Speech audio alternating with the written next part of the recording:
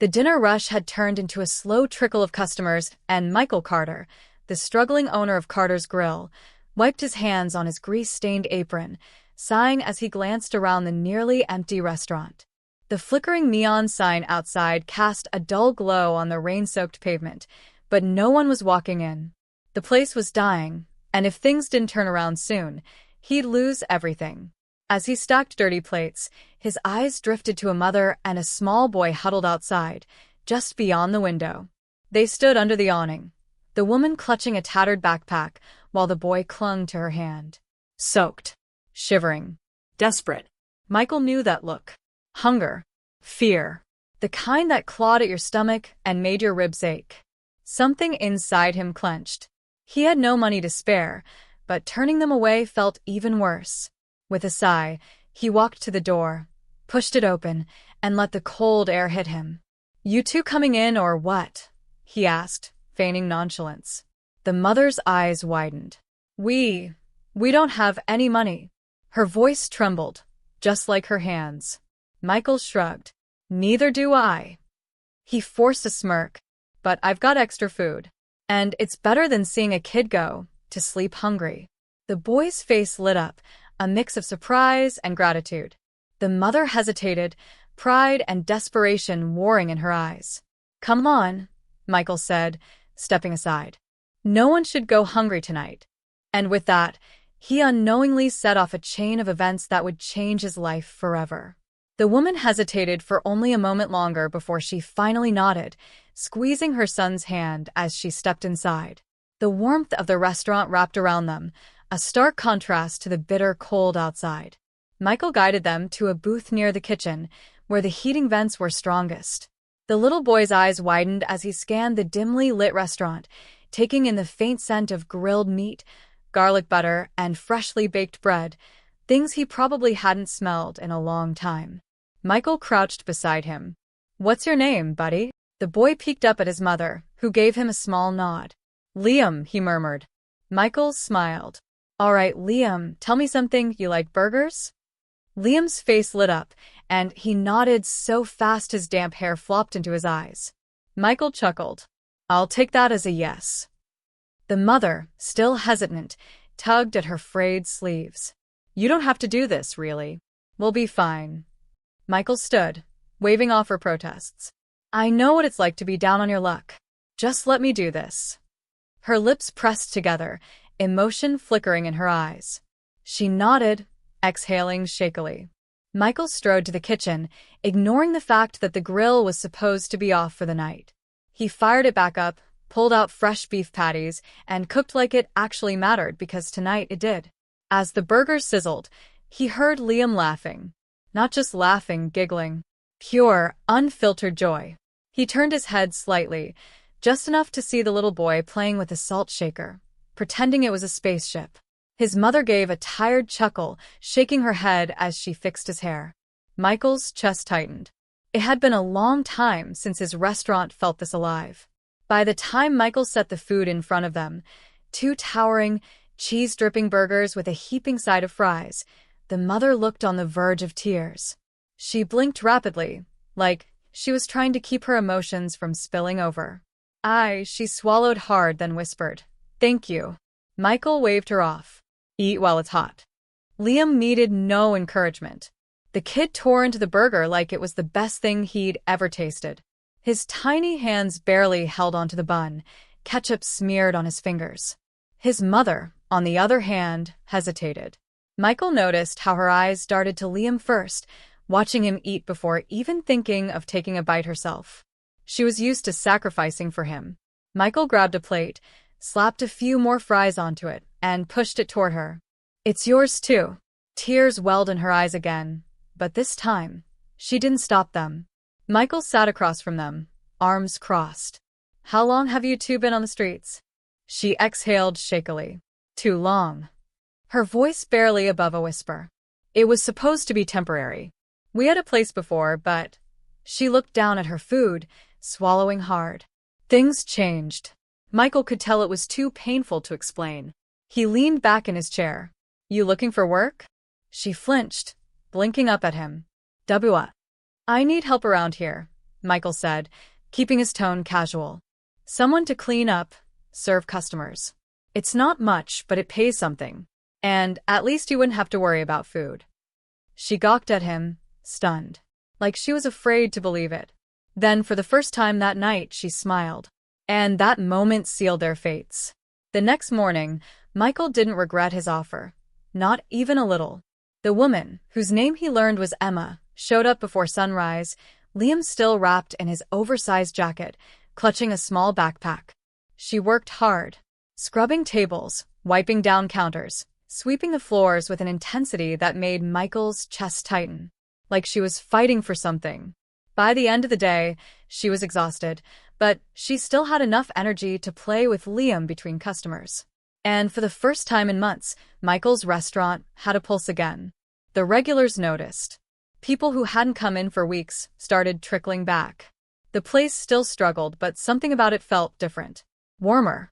Michael found himself watching Emma and Liam more than he should. He told himself it was just because he understood. He'd been there too, penniless, hopeless, clawing his way back. But he also knew this. He was getting too close. And that was dangerous. Because people like him didn't get happy endings. Michael didn't expect much when he gave Emma the job, but within a week, the restaurant started changing. Customers noticed the cleaner tables, the warm greetings at the door, and Liam's tiny laugh echoing through the diner. People started coming back. One night, after locking up, Michael handed Emma her first paycheck, small, but something. She took it with shaking hands, staring at it like it was a miracle. "I don't know how to thank you," she whispered. Michael smirked. "Don't thank me. Just show up tomorrow." But deep down, he knew the truth. He was getting attached. And attachments always came with a cost. Just when things seemed to be turning around, trouble found them. Michael was wiping down the counter when a man stormed in. Greasy hair. Sunken eyes. A walking red flag. Emma froze the moment she saw him. The man's lips curled into a cruel smile. Well, look who's playing waitress." Michael felt the shift in the air. Fear. Raw, paralyzing fear. Liam clung to his mother, his tiny fingers gripping her sleeve. Michael stepped forward. "Something you need?" His voice was even, but the threat beneath it was clear. The man scoffed. "This is between me and Emma. She still owes me." Michael's jaw tightened. "She doesn't owe you anything." The man chuckled, but there was no humor in it. "That's cute. But she knows better." His eyes locked onto Emma. "Don't you?" Emma didn't speak. Michael saw it now, the terror in her eyes, the way her body tensed. This wasn't just an old acquaintance. This was someone she had run from. Michael's fists clenched. He wasn't about to let this happen. The tension was suffocating. Emma's hands trembled as she grabbed Liam, pulling him behind her. "Please just go," she whispered. Michael saw the way the man grinned. He was enjoying her fear. "Enough." Michael took a step closer, his voice dangerously low. "You heard her. Leave." The man turned to him, smirking. "And what are you going to do if I don't?" Michael didn't hesitate. He grabbed the man by the collar and shoved him back toward the door. "You don't want to find out." The man's smirk vanished. His gaze flicked to Emma, then to Liam, and something cruel sparked in his eyes. "This isn't over," he muttered before turning on his heel and storming out. As soon as the door slammed shut, Emma collapsed into a chair, shaking. Michael knelt beside her. "Who was that?" Her eyes were filled with unshed tears. "Liam's father." Emma told him everything that night, about how she had once been with that man, Daniel, how he had been charming at first, but then turned violent, how she tried to leave, but he always found her, until the day she ran for good, taking Liam with her. She never looked back. Until now. Michael listened, jaw tight. He knew men like Daniel. And he knew one thing. Daniel wasn't done. And Michael? He wasn't about to let Emma fight this battle alone. Days passed, but the unease didn't fade. Michael kept an eye on Emma, but she put on a brave face. Too brave. Then, one evening, as Michael was taking out the trash, he felt someone watching him. He turned, heart pounding, and there Daniel was. leaning against a car, smirking. You really think you can keep her safe? Daniel taunted. Michael's fists clenched. Try me. Daniel chuckled. You don't get it, do you? She's mine. She'll always be mine. Michael's blood ran cold. This wasn't just some bitter ex. Daniel was dangerous. And he wasn't going away. Michael wasn't a hero. But as he stood there, facing down a man who saw Emma and Liam as possessions, he made a decision. He wasn't letting this go. Michael had built his restaurant from the ground up. Now he'd protect it. And them. Whatever it took. Daniel didn't know it yet. But he had just picked a fight he wouldn't win. Michael didn't sleep that night. He sat at the restaurant's back booth, staring at the entrance, fists clenched. Daniel was going to come back. And Michael needed to be ready. By morning, he made a decision. He couldn't just sit and wait for Daniel to make his move. He had to strike first. So, he did what any man protecting his own would do. He went looking for Daniel. Michael didn't have to look far. He found Daniel exactly where he expected, at a rundown bar on the bad side of town. Daniel's eyes gleamed with amusement as Michael walked in. Well, if it isn't the chef. Michael sat across from him. Stay away from Emma and Liam. Daniel chuckled, swirling his drink.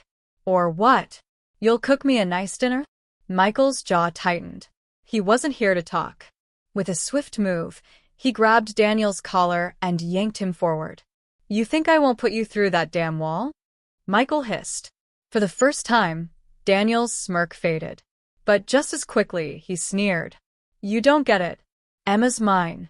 I don't care what she told you. She belongs to me. Michael's blood boiled. Daniel leaned in, voice dropping to a venomous whisper. And I always take back what's mine. Michael slammed him against the table, hard enough that the entire bar went silent. Daniel winced, but his eyes burned with something twisted. Amusement. You just made a mistake, he sneered. Michael didn't care. He released him and walked out. He'd sent the message. Now it was war. When Michael returned to the restaurant, Emma took one look at his face and went pale. You found him, she whispered. Michael nodded. Terror flickered in her eyes. Michael, you don't know what he's capable of. Michael didn't flinch. I know exactly what he is. Her hands shook as she gripped the counter. If he comes for Liam. He won't, Michael cut in. I won't let him. Emma exhaled sharply, but she didn't argue. Because deep down, she knew there was no running anymore. 2 nights later, Daniel made his move.